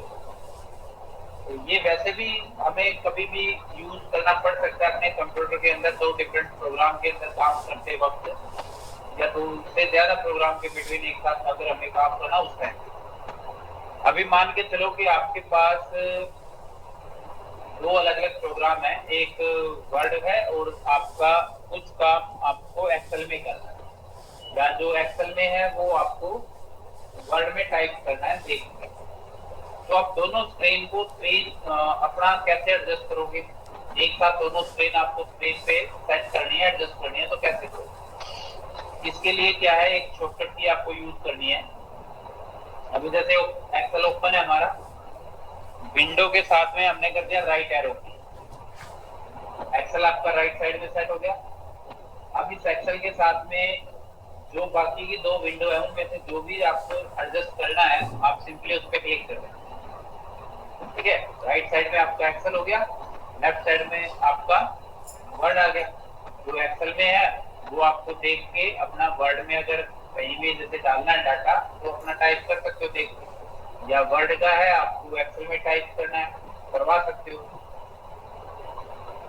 दूसरा यूज, अब जो वर्ड के अंदर जो फंक्शन दे रखा है न्यू विंडो का, ये एक्सेल में क्या करता है, जैसे आप न्यू विंडो पे क्लिक करोगे तो ये आपके इस डॉक्यूमेंट की एक और डुप्लीकेट बना देगा। जितनी बार क्लिक करोगे व्यू में जाके वो उतनी उसकी डुप्लीकेट बनाता रहेगा। पता कैसे चलेगा? नीचे जैसे आप पाओगे वर्ड आइकन पे, तो 3 फाइलें हमारी बन चुकी है, 1.1, 1.2, 1.3, तीनों सेम है, ठीक है, क्योंकि एक ही की डुप्लीकेट है वो। अब इसका यूज क्या है, एक को हम बंद कर देते हैं, अब इन दोनों में देखो। मान के चलो कि आपको अपना इस डॉक्यूमेंट के अंदर जो फर्स्ट पेज पे फॉर्मेटिंग है, ठीक है, या जो फर्स्ट पेज पे डाटा है वही डाटा या उसी तरह की फॉर्मेटिंग या वो स्टाइल आपको अपने किसी दूसरे पेज पे किसी दूसरे जगह पे भी अप्लाई करना है, ठीक है। जो हमने फर्स्ट पेज के टॉप पैराग्राफ पे चेंजेस किए हैं वही चेंजेस हमें यहाँ इन दोनों लास्ट पैराग्राफ पे भी डालने हैं। तो इसको हम पता कैसे लगाएं कि फर्स्ट पैराग्राफ पे क्या क्या चेंजेस है? हमें बार बार ऊपर जाना पड़ेगा, देखना पड़ेगा। तो इसलिए क्या कर सकते हो आप अपने डॉक्यूमेंट की 2 विंडो बनाओ, ठीक है। हमने 2 विंडो बना दी डुप्लीकेट। जो दूसरी डुप्लीकेट है उसको ओपन कर लो और इसके लास्ट लोकेशन पे आ जाओ। एक हमारी ओरिजिनल फाइल है, एक उसकी डुप्लीकेट है। एक जो हमारी ओरिजिनल फाइल है, फर्स्ट फाइल है, उसका तो हमने ओपन कर लिया बॉटम, ठीक है, लास्ट पेज। और जो हमारी ओरिजिनल फाइल है उसका हमने कर लिया ओपन फर्स्ट पेज, ठीक है। अब इन दोनों फाइलों को हमें लेफ्ट और राइट में एक साथ देखना है। इसके लिए क्या करेंगे, अरेंज ऑल पे क्लिक करेंगे। अरेंज ऑल किया तो इसने क्या किया, हॉरिजॉन्टली दोनों को अरेंज कर दिया। अब इसमें तो कुछ पता चल नहीं रहा, तो इसके लिए क्या करेंगे, इनको हॉरिजॉन्टल की जगह हम करेंगे साइड बाय साइड, ठीक है। जब भी जैसे एक टॉप में एक बॉटम में हम चाहते हैं कि इनमें से एक लेफ्ट में आ जाए और एक राइट में आ जाए, जिससे डॉक्यूमेंट स्टडी करना हमारे लिए आसान हो जाए, ठीक है। ये आपका ओरिजिनल फाइल है जिसका फर्स्ट पैराग्राफ हमें दिखाई दे रहा है लेफ्ट साइड में। ये हमारी सेकंड जो डुप्लीकेट फाइल है इसका हमें बॉटम पैराग्राफ दिखाई दे रहा है, या कह लो लास्ट पैराग्राफ। अभी इन दोनों के अंदर जो स्क्रॉलिंग है वो एक साथ हो रही है, ठीक है। अभी जैसे स्क्रॉल कर रहे हैं तो दोनों एक साथ हो रहे हैं। हम चाहते हैं कि जिस पे माउस हो हमारा वही काम करे, तो इसके लिए आपको एक ऑप्शन ऑफ करना पड़ेगा। दोनों में से किसी भी विंडो पे आके विंडो, अब ये विंडो ऑप्शन कहां से आ गया, क्योंकि आपकी वर्ड की जो स्क्रीन है वो छोटी हो चुकी है, तो जो फंक्शंस थे वो मर्ज हो गए इसके अंदर विंडो ऑप्शन के अंदर। ये जो आपका साइड बाय साइड हमने क्लिक किया था ऑप्शन, इसी के जस्ट नीचे आपको एक ऑप्शन एक्टिव मिलेगा, सिंक्रोनाइज स्क्रॉलिंग। ये भी ऑफ करना है आपको, क्लिक करना। अब आपका कर्सर जिस स्क्रीन पे होगा वही स्क्रॉल होगी, ठीक है। जो लोकेशन आपको अपने डॉक्यूमेंट की जो भी देखनी है वो अपना ओपन कर लो, स्क्रॉल करके आपको दिखाई दे रहा है भाई यहाँ ये जो चेंजेस है या ये जो डॉक्यूमेंट है या ये जो टेक्स्ट है मुझे यहाँ टाइप करना है या अप्लाई करना है, तो आप अपना सेलेक्ट करके अप्लाई इजिली कर सकते हो।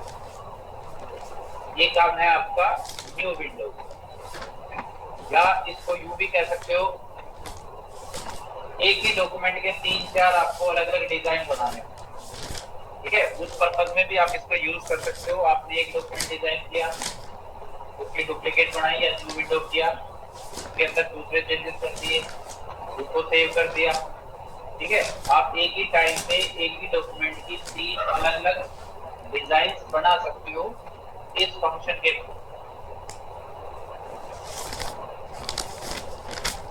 स्विच विंडो भी इसी के लिए ही है, न्यू विंडो वाले फंक्शन के लिए। आपके पास 2 विंडो है, दोनों में से जिसमें भी काम करना है, ठीक है, आप सिंपली उस पर क्लिक करो, वही स्क्रीन पे एक्टिव हो जाएगी। और स्विच विंडो का भी यही काम है, आपको दोनों फाइलों में से जिस भी फाइल पे काम करना है आप उस पर क्लिक कर दो, वही स्क्रीन पे एक्टिव हो जाएगी। लास्ट फंक्शन आता है हमारा मैक्रो। अभी मैक्रो के अंदर हमारा होता है टेक्स्ट का रिकॉर्डिंग या एक्शन का रिकॉर्डिंग कह लो। इसके लिए हम एक नई फाइल ओपन करेंगे। मैक्रो बेसिकली काफी इंपॉर्टेंट चीज है वैसे तो, MS ऑफिस के अंदर, एक्सेल में और भी ज्यादा इंपॉर्टेंट है।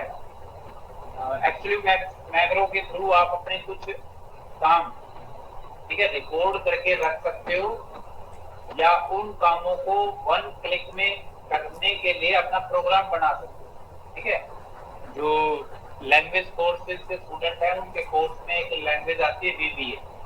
उस VBA के अंदर मैक्रो के प्रोग्राम डिजाइन होते हैं, वो एक अलग कंसेप्ट है हमारा। अभी फिलहाल मान के चलो कि आपको डेली रूटीन में कुछ लेटर्स टाइप करने होते हैं, आप नहीं चाहते कि बार बार सेम लेटर हेड टाइप किया जाए या पूरा मैटर टाइप किया जाए।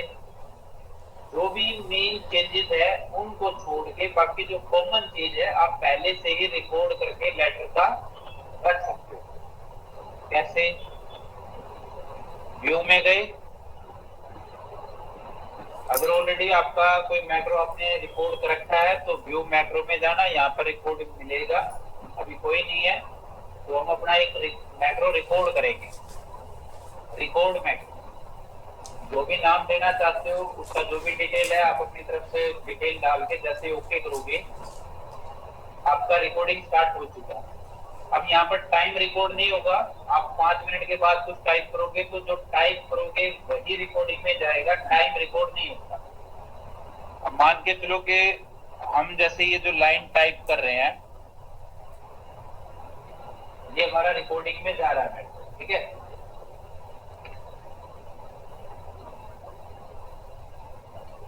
जिस भी फॉर्मेट में जो भी मैटर आपको अपना रिकॉर्ड करना, आप अपना टाइप करवाओ। अगर बीच में कुछ मैटर ऐसा है जो आपको अभी फिलहाल रिकॉर्डिंग में नहीं चाहिए तो आप अपनी रिकॉर्डिंग को पुश कर सकते हो, स्टॉप नहीं, पुश कर सकते हो। अभी फिलहाल मैं अभी जो आगे टाइप करूंगा वो मुझे रिकॉर्डिंग में नहीं चाहिए, तो मैंने क्या किया, अपनी रिकॉर्डिंग को पुश कर दिया। इसके बाद जो मैटर चाहिए है वो वापस रिकॉर्ड रखना है, तो रिज्यूम रिकॉर्डिंग कर दो।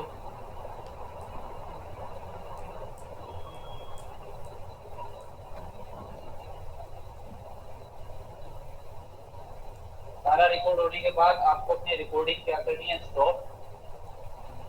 अब मैं इस फाइल को बेशक बगैर सेव किए बंद कर दूं, मुझे सेव करने की जरूरत नहीं है। जब भी हम कोई वर्ड का डॉक्यूमेंट स्टार्ट करेंगे, अगर हमने मालूम है कि हमने रिकॉर्डिंग डाल रखी है मैक्रो के अंदर, सीधा मैक्रो के अंदर गए, व्यू मैक्रो, जिस भी नाम से आपने रिकॉर्ड बनाया होगा वो वहां पर मिलेगा। आपको जस्ट क्या करना है, उसको सिलेक्ट करके रन पे क्लिक करना। विद इन 1 क्लिक वो आपका मैटर ऑटोमेटिकली वहीं पर आ जाएगा। जो माइनर चेंजेस आपको करवाने हैं वो वहां पर आप अपने डाल सकते हो, ठीक है। लेकिन जो बाकी का 90% मटेरियल होगा, कंटेंट होगा, वो आपको टाइप करने की जरूरत नहीं पड़ेगी, आपका टाइम बच जाएगा, ठीक है। तो इसके अलावा भी काफी सारे और भी काम है, टास्क हैं मैक्रो के थ्रू, बट उनके लिए क्या है, आपको अपना प्रोग्राम बनाना पड़ता है। VBA स्क्रिप्ट के विजुअल बेसिक एक अलग कंसेप्ट आता है हमारा, उसके अंदर प्रोग्रामिंग होती है। विद इन 1 क्लिक वो आपका काम आपके लिए करेगा अकॉर्डिंग टू जो भी आपने प्रोग्राम बनाया हो, डिजाइन किया हो, ठीक है। तो ये था हमारा MS वर्ड। इसमें एक क्लास और भी बनेगी, डेवलपर टैब का थोड़ा सा काम है, एक ऑप्शन है वहां पर, तो वो नेक्स्ट क्लास में करेंगे। बाकी इसका जो टेस्ट है वो आपका नेक्स्ट वीक लेंगे। सो लास्ट मेन्यू आता है हमारा वर्ड के अंदर डेवलपर का, ठीक है। अच्छा, बाय डिफॉल्ट हो सकता है ये आपका डेवलपर टैब आपका एक्टिव ना हो, ठीक है। अभी तो आपको दिखाई दे रहा है, ठीक है, क्योंकि ये एक्टिव कर रखा है। अगर आपके सिस्टम पे ये ना हो तो उसको एक्टिव करने के लिए क्या करना है, यहाँ खाली जैसे जगह मिल रही है तो राइट क्लिक करना, कस्टमाइज दिस रिबन पे आना, और यहीं पर आपको मिल जाएगा डेवलपर, ठीक है। उसको चेक ऑन कर लेना, आपका ये चेक ऑफ मिलेगा, चेक ऑफ कर लेना, ठीक है। अदरवाइज आप फाइल में जाके ऑप्शन पे आओगे तो भी आपका मिलेगा, ठीक है, कस्टमाइज रिबन, वही सेम सिस्टम है। अगर यहाँ से कोई मेन्यू हटाना हो तो उसको चेक ऑफ कर दो, हट जाएगा, ठीक है। अब डेवलपर टैब के अंदर जो काम है, जो सिस्टम डेवलपर का काम करते हैं या प्रोग्राम डेवलपमेंट का जो काम करते हैं उनके लिए है, ठीक है। अब हम इसमें अपने लेवल का क्या क्या कर सकते हैं। फर्स्ट ऑफ ऑल तो मैक्रो जैसे एक ऑप्शन आता है पाना यहाँ पर, ठीक है, हमने लास्ट क्लास में भी किया था। उसके अंदर आप अपने टेक्स्ट डॉक्यूमेंट के अंदर जो भी इनबिल्ट रखना चाहते हो, ठीक है, वो टेक्स्ट रिकॉर्ड करके रख सकते हो। दूसरा जो चीजें हैं अपने लिए, यहाँ पर कुछ आपको एक डिजाइन मोड के अंदर, कंट्रोल के अंदर कुछ चीजें मिलती हैं जिनसे आप अपने लेवल पे, ठीक है, ऐसे बेसिक लेवल पे आप डेवलपर के थ्रू अपने कुछ फॉर्म्स वगैरह बना सकते हो, ठीक है। फॉर्म्स एक एग्जांपल दिखाता हूँ आपको और ट्राई करना।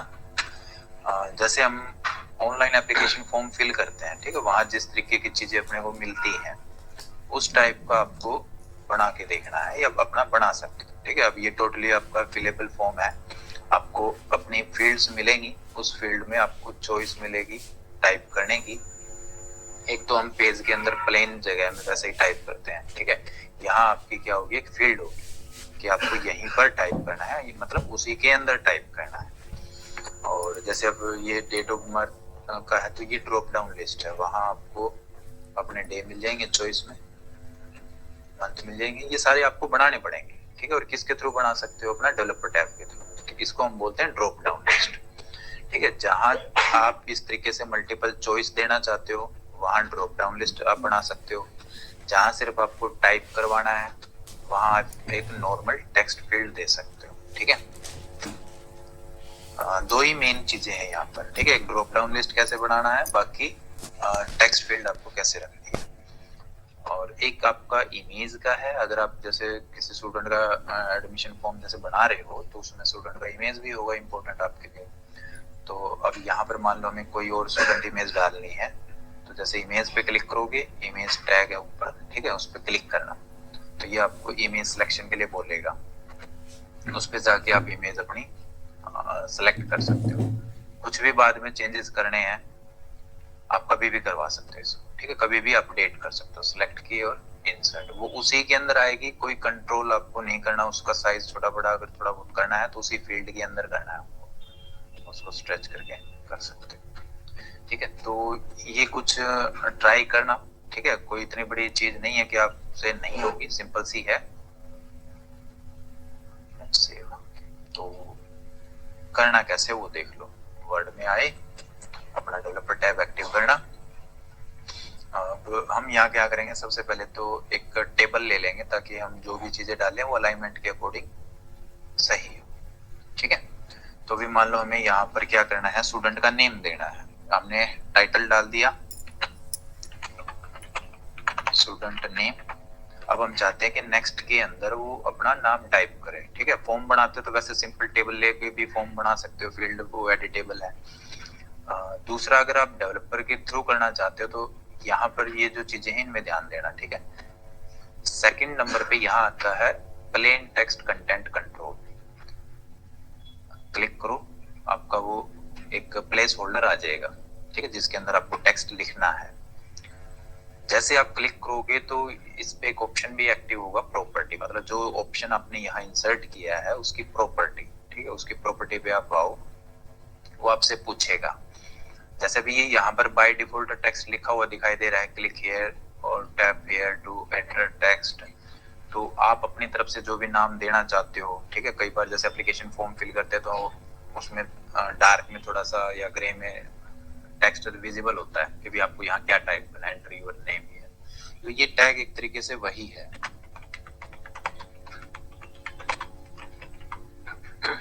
टाइप किया और ओके कर लेना, ठीक है। डिजाइन मोड के अंदर आपको आना है, जैसे आओगे तो ये जो लेंथी टेक्स्ट है इसको आप अपना क्लिक करके छोटा कर सकते हो। अभी यहाँ जो नाम आ रहा है जो अभी हमने टाइप किया है टैग के अंदर वो है, उसको छोटा बड़ा अगर करना है तो वापस प्रॉपर्टी में जाके टैग के अंदर आप नाम चेंज कर सकते हो। और दूसरा कि भी यहाँ जो टेक्स्ट बीच में आ रहा है ये थोड़ा बड़ा है तो हम इसको कम भी कर सकते हैं, ठीक है। आप जो भी बताना चाहो इसके बिटवीन वो बता सकते हो। इसमें डाल दो स्टूडेंट नेम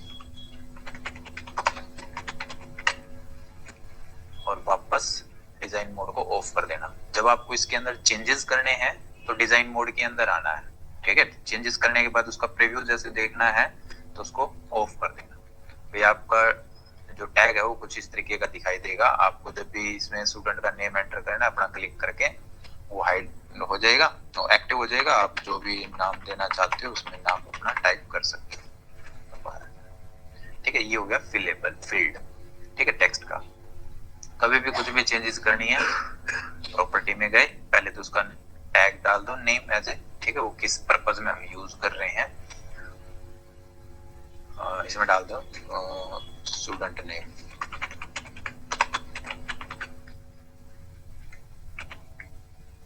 दोनों में सेम कर दिया हमने। वैसे कोई फर्क नहीं पड़ना, आप नीचे टाइप करो मेन, तो वो ऊपर वाला ही है।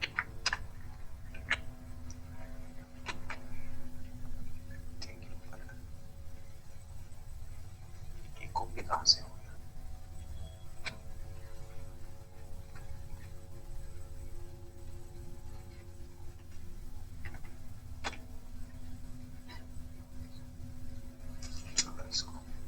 और कोई कलर अगर दिखाना चाहते हो उसका टेक्स्ट का, तो वो भी आप बता सकते हो। जब आप क्लिक करोगे तो उसी कलर में वो हाईलाइट होगा। अब जिस जिस जगह आपको इस तरह की फील्ड चाहिए, आप इसी को कॉपी करके वहां पेस्ट करवा सकते हो। मान लो मुझे इसी के नीचे चाहिए फादर नेम, तो मैं क्या करूंगा, या तो ऊपर से इंसर्ट करवा सकता हूँ, ठीक है, या फिर इसी को ही अपना क्लिक करके कॉपी और नीचे पेस्ट करवा देना। प्रॉपर्टी में जाके उसका जो चेंजेस करवाना चाहो वो चेंजेस करवा देना। यहाँ डाल देंगे फादर नेम।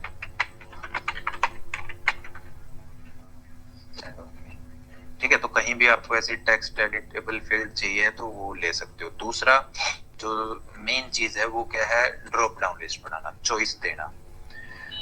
तो अब मोस्टली जो भी हम फॉर्म फिल करते हैं उसके अंदर ऐसे ही हमें ड्रॉप डाउन मिलती है। ठीक है, काफी सारी मिलती हैं। तो उसके लिए कैसे करेंगे, मान लो हम यहाँ बनाना चाहते हैं किसका, मेल फीमेल का ही बना लो और जेंडर डाल देते हैं, या डेट ऑफ बर्थ का बना लो। ठीक है, डेट ऑफ बर्थ के लिए। अच्छा, अब डेट ऑफ बर्थ के लिए एक ही कॉलम के अंदर तीनों चीजें देना चाहते हो, मतलब एक डायरेक्ट डेट ही बताना चाहते हो, तो यहाँ आपके पास कैलेंडर है।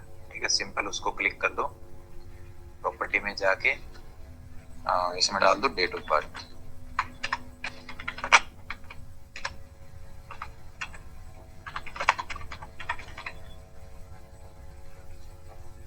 कलर, और इस फॉर्मेट में आपको उसके अंदर डेट शो करवानी है वो सिलेक्ट कर सकते हो, शो में, कैपिटल में। ठीक है, तो अभी हम इसमें ले लेते हैं, यही ले लेते हैं, ये ले लेते हैं। ठीक है, तो क्लिक किया, इस साइड से जो भी आपको डेट चाहिए अपना क्लिक कर देना। फिर बात आती है ड्रॉप डाउन की। ये तो सिंपल डेट के लिए हो गया, भाई आप सेलेक्ट कर सकते हो। अगर आपको डे, मंथ और ईयर पे जाना है तो उसमें एक ही काम आपको मतलब 3 स्टेप में 3 बार करना पड़ेगा। पहले डे का आपको ड्रॉप डाउन बनाना पड़ेगा, फिर मंथ का और फिर ईयर्स का। तो अभी हम बनाते हैं स्टेट का। ठीक है, मान लो आप किस स्टेट से बिलोंग करते हो, उसका आपको चॉइस देना है। ठीक है, 4-5 जो मेन चॉइस है वो देना चाहते हैं। तो यहाँ पर क्या करना है, आपको मिलेगा ये वाला कैलेंडर के बिल्कुल लेफ्ट साइड में ड्रॉप डाउन लिस्ट कंट्रोल, इस पे क्लिक करना और प्रॉपर्टी पे आ जाना। ठीक है, जो भी नाम देना चाहते हो, सिलेक्ट योर स्टेट,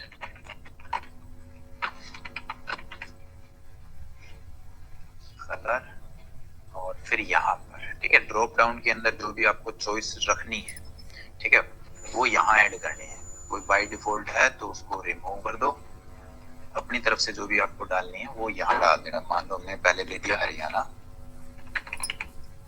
ओके, फिर मान लो आप हो गए दिल्ली,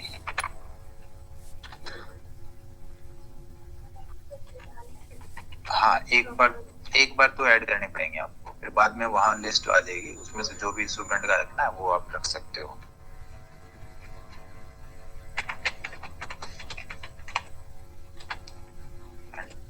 ओके, सेलेक्ट करना होगा, ठीक है, और सेलेक्ट कर लेना। कोई भी ड्रॉप डाउन बनानी है, मोस्टली आपको फॉर्म के अंदर ड्रॉप डाउन से ही बनाने होते हैं, ठीक है। तो और एक इमेज का, ठीक है। अब मान लो हमें यहाँ पर स्टूडेंट की इमेज के लिए चाहिए, तो इनको हम कर देते हैं मर्ज, क्योंकि एक ही बनाना पड़ेगा, और इसको भी मर्ज कर देते हैं। यहाँ डाल देते हैं टाइटल स्टूडेंट फोटो, और इस सेल के अंदर हम रखना चाहते हैं स्टूडेंट का इमेज। तो डेवलपर पे गए, यहाँ मिलेगा इमेज का, ठीक है। इमेज पे क्लिक करो, साइज बड़ा है तो उसको अपने रिक्वायरमेंट के अकॉर्डिंग छोटा कर सकते हो। प्रॉपर्टी में जाओ, स्टूडेंट पिक्चर या प्रोफाइल पिक्चर, स्टूडेंट पिक्चर ही ठीक है।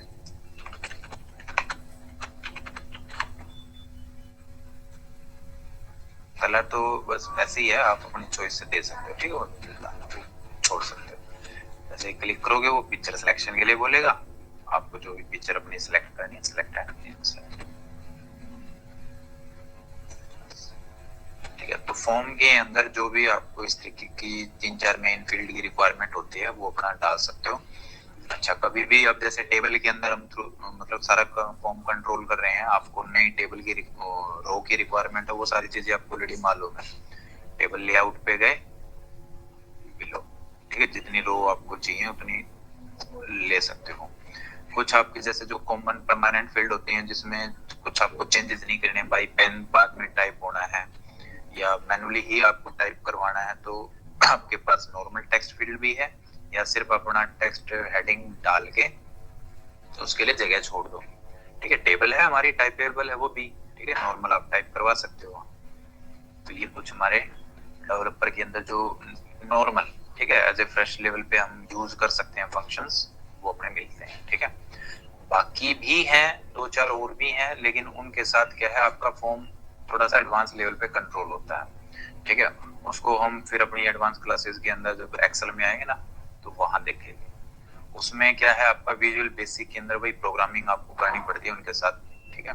बटन्स वगैरह बनाने पड़ते हैं, वो आप उस लेवल पे कर पाओगे। जो जैसे हम मैक्रो बना के आए थे लास्ट क्लास में, तो आपको मैक्रो रन करने के लिए बार बार मैक्रो में आना पड़ता है, ठीक है।